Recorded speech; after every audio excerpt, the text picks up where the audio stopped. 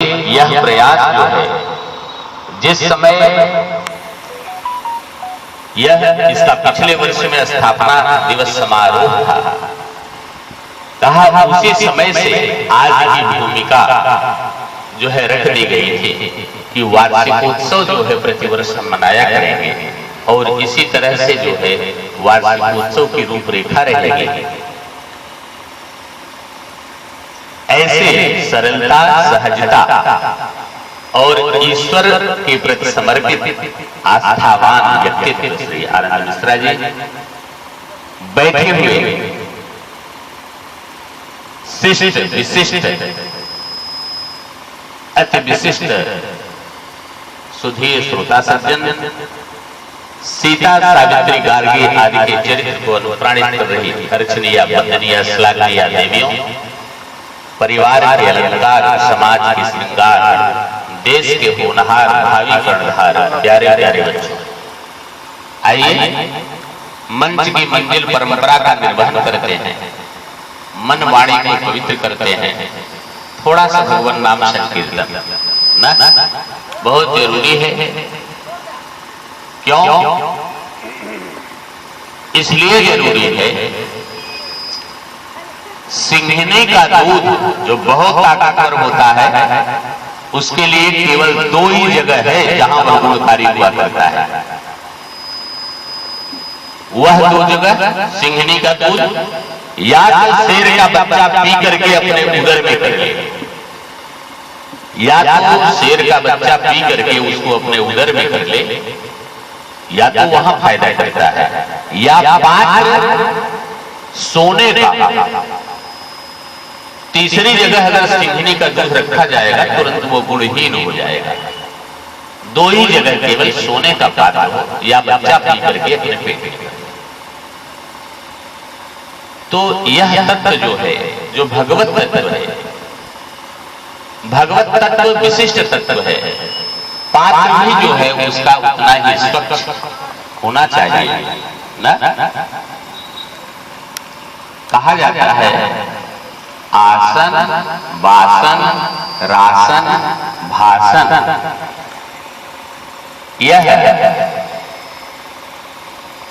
जितनी पवित्रता के साथ किया जाएगा उतना ही बढ़िया रहेगा। इसलिए आइए मंच की मंजिल परंपरा का निर्वहन करते हैं। थोड़ा सा भगवान नाम संकीर्तन सभी लोग मिलकर के करेंगे। फिर यथामति यथा रुचि जैसी हनुमान जी की कृपा होगी, उसी के आधार पर कुछ कहने सुनने का प्रयास किया जाएगा। सभी लोग प्रेम से बोलेंगे। जय राम लला, जय जनक लली, जय राम लला, जय जनक लली। आप लोग सभी ताली बजाते हुए, ताली का बड़ा महत्व होता है। भजन में ताली का बड़ा महत्व है। भोजन में थाली का बड़ा महत्व है। मकान में जाली का बड़ा महत्व है। बगीचे में माली का बड़ा महत्व है। ससुराल में साली का बड़ा महत्व है ना। ये सब महत्वपूर्ण चीजें हैं। जब भजन आप करने लगे तो बढ़िया जो है खूब ताली बजा करके भगवान का भजन किया जाए। एक चीज, दूसरी चीज, सभी लोग बोले। बोलना क्यों जरूरी है, कितना फायदेमंद है यह बोलना कि आप यह समझें कि जो फल सतयुग में बहुत दिनों तक भगवान की तपस्या करके पाया जाता था, बहुत दिन तक ध्यानावस्थित होकर के, जब आज लाखों में नहीं करोड़ों वर्ष में हुआ करते थे। सतयुग की बात बता रहा हूं। जो फल करोड़ों करोड़ वर्ष, लाखों लाख वर्ष तक जो है ध्यानावस्थित रह करके पाया जाता था, जो फल बहुत दिनों तक जो है भगवान की दुनिया में जा रहा है पूजा अर्चना वंदना आराधना साधना उपासना करके पाया जाता था। त्रेता में चल करके और बहुत दिनों तक त्रेता में यज्ञ आदि कार्य करके राजसूय यज्ञ हो रहा है, अश्वमेध यज्ञ हो रहा है, वाजपेयी यज्ञ हो रहा है, तमाम तरह से बड़े बड़े यज्ञों को करके जो फल जो है त्रेता में पाया जाता था। बहुत दिनों तक संत महंत भगवत की पूजा करके जो फल द्वापर में पाया जाता था, वह फल जब आयु बहुत छोटी हो गई कलयुग में आकर के, तो वह फल कलयुग में केवल भगवान नाम संकीर्तन करके पा लिया जाता है। ये मैं नहीं कह रहा, बाबा तुलसी ने ऐसे ही लिखा। कैसे लिखा? कहा ध्यान प्रथम योग मख विधि लोजे, ध्यान प्रथम योग मख विधि लोजे, ध्यान में योग मत विधि लोजे, द्वापर परी तो सत प्रभु पूजे, द्वापर तो सत प्रभु पूजे, द्वापर परी तो सत प्रभु पूजे, कलयुग केवल नाम कलयुग केवल नाम तारा, कलयुग केवल नाम तारा,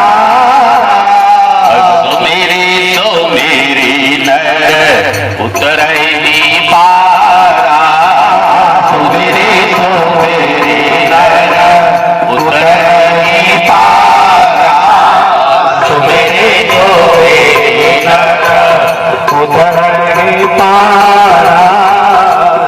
सोचिए कितना फलदायी है। केवल कलयुग में जब आयु छोटी हो गई, आप छोटे समय में ही अच्छी तपस्या करके भगवान नाम संकीर्तन करके आप करते हैं, केवल भगवान नाम संकीर्तन से। इसलिए सभी लोग बोलेंगे, कोई ऐसा नहीं रहेगा कि जो नाम बोले।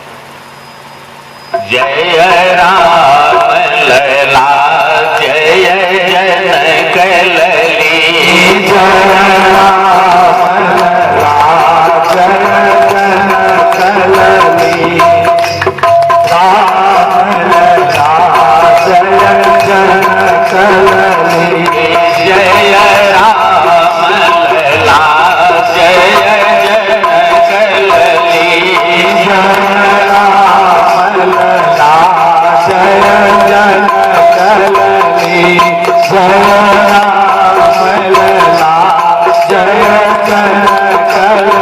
लली, जय राम लला जय जनक लली, जय राम लला जय जनक लली, जय राम लला जय राम जय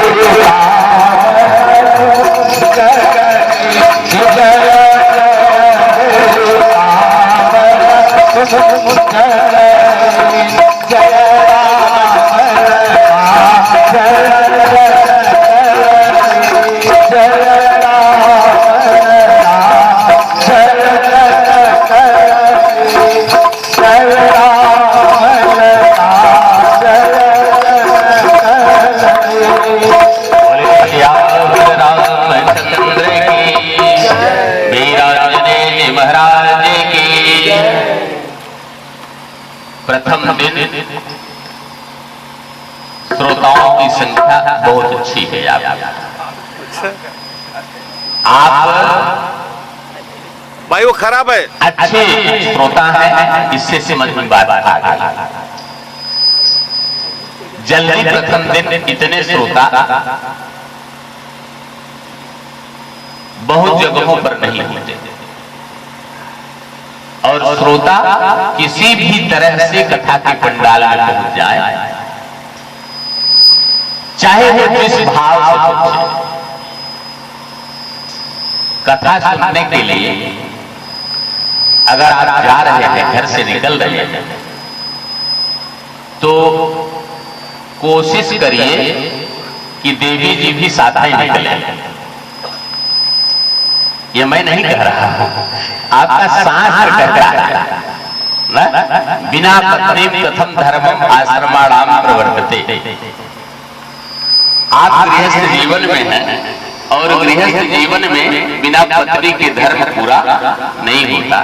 कथा सुनना बहुत महत्वपूर्ण कर्तव्य है खाली कुर्सियों को मत जीवन के लिए।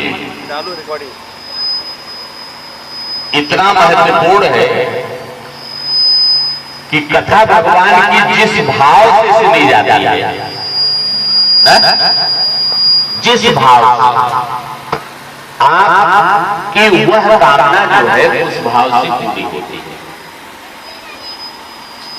कोई विघ्न बाधा को दूर करने के लिए भगवान की कथा सुनता है, उसके घर में भी बाधा दूर होती है। कोई जो है संतान सुख के लिए भगवान की कथा का श्रवण करता है, संतान सुख की प्राप्ति होती है। कोई धन की प्राप्ति के लिए भगवान की कथा को सुनता है, धन की प्राप्ति होती है। घर के क्लेश को दूर करने के लिए, घर के कलह को दूर करने के लिए कोई भगवान की कथा सुनता है तो घर का कलह दूर होता है। आपका मन बहुत परेशान है तो आपको भगवान की कथा जरूर सुननी चाहिए। बहुत परेशान होने पर जब आपको कर्तव्य विमूढ़ता की स्थिति पैदा हो जाए कि अब हमें जीवन में कुछ सूझ नहीं रहा है कि अब हमारी मदद कौन करेगा, तो आपको तुरंत भगवान की कथा सुननी चाहिए। सत्यनारायण भगवान की ही कथा कथा सुनने से तुरंत आपको राह मिलेगी, मन में शांति, मन शांति होगी और भगवान जीवन में आपको राह मिलेगी। मन शांति तब तक जीवन में नहीं आती जब तक भगवान की कृपा नहीं होती। एक बार लक्ष्मी जी भगवान विष्णु के पास गई और जाकर के कहा प्रभु आप जो है सबको सब कुछ दिया करते हो, हमारे अंदर भी वह पावर करो कि मैं भी सबको सब कुछ दे सकूं। भगवती लक्ष्मी ने भगवान विष्णु से कहा कि हमें भी जो है वह सारा पावर आप प्रदान करो, जिससे मैं भी जो हमारी पूजा करे, हमारी अर्चना वंदना आराधना साधना उपासना करे, हम भी उसको सब कुछ दे सके। तो भगवान ने कहा कि ठीक है लक्ष्मी, मैं तुम्हें वह सब पावर प्रदान करूंगा। एक थाल में सारी शक्तियों को भगवान ने समाहित रखा और उसको एक कपड़े से ढक दिया। जिस समय हैंडओवर करने लगे, देने लगे लक्ष्मी को वह पावर, उस थाल को देने लगे जो शक्ति का थाल था। कहा उसमें जिस समय लक्ष्मी लेने लगे तो भगवान ने जो है उसमें कपड़े के भीतर धीरे से हाथ डाला, उसमें से कुछ चीज निकाल लिया, कुछ चीज निकाल लिया और लक्ष्मी जी पूरा थाल पाई, लेकिन उनका ध्यान वो अपने थाल पर अब नहीं है। उन्होंने निकाला क्या, इस बात पर जो है उनका ध्यान केंद्रित हो गया। आपने क्या निकाला? तुरंत लक्ष्मी जी ने सवाल कर दिया, आपने निकाला क्या इसमें? का कुछ नहीं, बस ऐसे ही। आप बताओ आप इसमें से क्या निकाले? जब तक आप बताओगे नहीं तब तक जो है मैं आपको चैन से नहीं बैठने दूं। आप पहले हमें बताइए इसमें से क्या निकाला। तो भगवान ने कहा देवी, इसमें मैंने आपको सारी शक्तियां प्रोवाइड करने के लिए, सबको देने के लिए आपको मैंने दे दिया है। आपकी आराधना, साधना, उपासना जो भी करेगा सबको आप सब कुछ दे सकती हो, केवल एक चीज को छोड़ करके। वो क्या है आप बताइए? कहा इसमें से जो मैंने निकाला है वो केवल शांति। शांति बस नहीं दे पाओगी आप। शांति तब तक नहीं मिलेगी जब तक भगवान की कृपा आपके ऊपर नहीं है। जब भगवान की कृपा होगी तब आपके मन में शांति आएगी। लक्ष्मी लाख भरी रहे ना, लेकिन अगर भगवान की कृपा आपके ऊपर नहीं है तो आपके अंदर मन शांति नहीं रहेगी। तो मन शांति के लिए आपको क्या करना चाहिए? भगवान की कथा का श्रवण करना चाहिए ना। जिस समय भागवत में भागवत का वर्णन आया कि जिस समय गोपियां रास रमण वेदी पर हो रहा था और गोपियां जो है भगवान के साथ रास कर रही थी, तो गोपियों को अभिमान अपने जीवन में आया। कहा भगवान हमारे लिए, हमारे साथ इसलिए नृत्य कर रहे हैं, हमारे साथ इसलिए नाच रहे हैं कि हम बहुत सुंदर हैं, मैं बहुत सुंदर हूं, मेरे सौंदर्य की ही रीति करके जो है भगवान मेरे साथ नृत्य कर रहे हैं। भगवान जो है इसलिए नृत्य कर रहे थे। ये गोपियां कौन थी? गो माने इंद्रिय और पी माने पी लेना, जिन्होंने अपने इंद्रियों को अपने बस में करके जो युग युगांतर कल्प कल्पांतर और युग युगांतर के जो महात्मा थे, जिन्होंने अपनी साधना को इस पराकाष्ठा पर पहुंचा दिया था कि वो भगवान का साहचर्य प्राप्त कर सके, तो भगवान जो है उनके साथ नृत्य करने के लिए, उनके साथ उनको आनंद प्रदान करने के लिए रमण वेदी पर रास करने के लिए बुलाए। और जब गोपियों को इस बात पर अपने सौंदर्य बोध का जब अभिमान हुआ, अपने सौंदर्य बोध का जैसे ही गोपियों को अभिमान हुआ, तुरंत भगवान रास से गायब हो गए।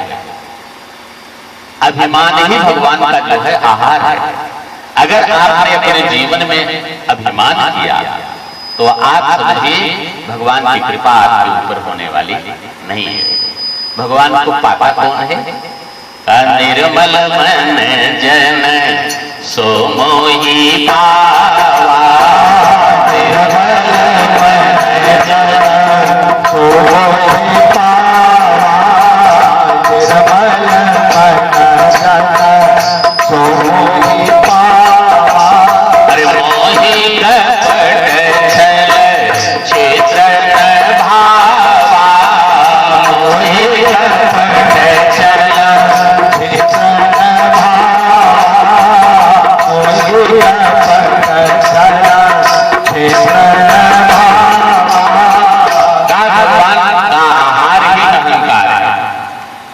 जिस समय आपको अभिमान, ना अभिमान ठीक है और ना अहंकार।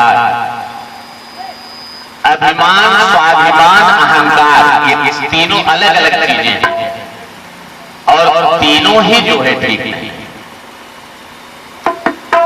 कहा जब जैसे ही गोपियों को इस बात का अभिमान हुआ कि हम बहुत सुंदर हैं, भगवान रास से गायब हो गए, तो भगवान का साहचर्य प्राप्त करने के लिए जो भगवत रस का पान कर लेगा, जो भगवत रस का पान कर लेगा, जो भगवान का साहचर्य प्राप्त कर लेगा, जब उससे परमात्मा दूर होगा तो उसके जीवन में कितनी अशांति होगी जरा सोचो।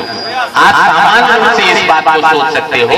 प्रतिदिन आप पूजा करते हो, सवेरे सवेरे आप नहाना धोने के बाद पूजा करते हो और किसी दिन पूजा आपसे नहीं हो पाए, किसी दिन आपसे पूजा न हो पाए, आप देखिए दिन भर बेचैन रहे, परेशानी दिन भर मन में जो है बनी रहेगी। अगर आप रेगुलर पूजा करने वाले हो, किसी दिन आपसे पूजा चलती तो आपका मन बेचैन रहेगा। यही स्थिति होती है जिसको भगवत रस मिल गया और वो अगर जो है उसके द्वारा किसी तरह से भगवत रस छूटा, भगवान का साहचर्य छूटा, तो उसके मन में अशांति की स्थिति उत्पन्न हो जाएगी, अशांति हो जाएगी। जब अशांति हो गई, बहुत रो रही है गोपियां, भगवान को पा नहीं रही है। भागवत में 19 श्लोकों में जो है गोपियों का रोना लिखा है। भागवत भगवान में 19 श्लोकों में गोपियां रोई हैं भगवान के लिए कि भगवान किसी तरह से मिल जाए ना, भगवान किसी तरह से मिल जाए। और भागवत के ही 11वें स्कंद में ये वर्णन किया गया, भागवत के ही 11वें स्कंद में वर्णन आया कि वागद गदा द्रवति यस्य चित्तम रुदत्य भीष्म हसति क्वचित् च बिललज उद्गायति नृत्यते च मद भक्ति युक्तो भुवनम पुनाति। ये भागवत के 11वें स्कंद में वर्णन आया है कि जिसकी वाणी जो है मेरे भजन करते करते एकदम गदगद हो जाए, जिसका चित्त इस तरह से द्रवीभूत हो जाए, द्रवीभूत जिसका मन इस तरह से हो जाए कि रुदत्य भीष्म हसति क्वचित् च, कभी कभी वह रोने लगे, कभी कभी वो हंसने लगे। इतना ही नहीं, रुदत्य भीष्म हसति क्वचित् च, कभी कभी रोए, कभी कभी हंसे। और कहा बिललज उद्गाय नृत्यते च, बिललज उद्गाय नृत्यते च, कभी कभी लाज छोड़ करके जो है गाने लगे और कभी कभी जो है नाचने लगे। कहा मद भक्ति युक्तो भुवनम पुनाति, कहा मेरा ऐसा भक्त तीनों लोगों को पवित्र करने वाला होता है। उद्धव से इस बात को जो है कहा उद्धव मेरा ऐसा भक्त जो है तीनों लोगों को पवित्र करने वाला होता है, जो कभी कभी मेरे लिए नाचने लगे, मेरे लिए गाने लगे, मेरे लिए हंसने लगे, मेरे लिए रोने लगे ना। ये स्थिति होती है। तो गोपियां जिस समय रोने लगी भगवान के लिए, भगवान तब भी नहीं आ रहे हैं ना, तब भी नहीं। अभी मुझे उन्हें अहंकार का पाप उनके ऊपर लगा हुआ है। तो भगवान ने क्या किया, अब गोपियों ने क्या किया भगवान को पाने के लिए? गोपियों ने कहा सुनो अब वो कन्हैया ऐसे नहीं आया है। तब कहा ये वो कन्हैया ऐसे नहीं आने वाला है, अब चलो हम लोग उसके लिए कथा का आयोजन करें। अब हम लोग जो है कथा आयोजित करें। क्यों? क्योंकि जहां कथा होती है, भगवान की कथा जहां होती है, तत्रैव गंगा यमुना च तत्र गोदावरी सिंधु सरस्वती च सर्वाणि तीर्थानि वसन्ति तत्र यत्राच्युतोद्धार कथा प्रसंग है। जहां भगवान की कथा होती रहती है, कहा तत्रैव गंगा, वहीं पर गंगा जी का निवास है। यमुना चतुत्र, वहीं पर यमुना जी का निवास होता है। गोदावरी सिंधु सरस्वती च, वहीं पर गोदावरी का निवास हुआ करता है। सागर का वहीं पर निवास होता है। सरस्वती मैया का वहीं पर निवास हुआ करता है। और सर्वाणि तीर्थानि वसन्ति तत्र, सभी के सभी तीर्थ वहीं पर आकर के इकट्ठा हो जाया करते हैं। यत्राच्युतोद्धार कथा प्रसंग, जहां पर भगवान की कथा होती रहती है। भगवान की कथा का यह महात्म्य है। जब मन में परम अशांति आ जाए तो तुरंत भगवान की कथा सुननी चाहिए। गोपियों ने कहा चलो हम लोग कथा का आयोजन करते हैं। क्यों? अब तुम कन्हैया आओ या ना आओ हमारे पास, अब हम तुम्हारी कथा सुनेंगे, तुम्हारी कथा करेंगे। तुम आओ चाहे ना आओ, अब हमें तुम्हारी चिंता नहीं है। कैसे रोई है? तव कथा मृतम तप्त जीवनम कविरीतम कलमशापहम। तुम्हारी कथा से जो है हमारा ये जो तप्त जीवन है, अब वह जो है शांत होगा। एक से कहा, एक गोपी से कहा कि तुम जो है राधा बनो, राधा ने कहा एक गोपी से कहा कि तुम राधा बनोगी। राधा ने कहा दूसरी गोपी से तुम राधा बनोगी। कहा ना ना ना मैं राधा नहीं बनने वाली, तुम ही राधा थी। तो कहा फिर ऐसा करो तुम कृष्ण बन जाओ, कृष्ण बन जाओ, अब तुम्हारे ही साथ हम लोग रास करेंगे। कहा तुम्हारे ही साथ हम रास करेंगे। तो कहा कृष्ण बन तो सकती थी, लेकिन कहा लेकिन क्या कृष्ण बन जाओ। कहा लेकिन जो वह नटखट करता है सब कुछ वैसे ही करूंगी, उसका कुछ काम नहीं करूंगी। कौन सा? सिर ऊपर राखी गुंज की माल गरी परी रहूंगी। अरे ओढ़ी पीतांबर ले बूटी बन गोधन संग भी रहूंगी। अरे तेरो जो भाव तो वो रस खान सो तेरे स्वांग करूंगी। लेकिन मुरली मुरली धरगी, अरे मुरली मुरली धरगी, अधरान धरी अधरान धरूंगी। कहा होगी तो मैं कन्हैया बनने के लिए तैयार आ।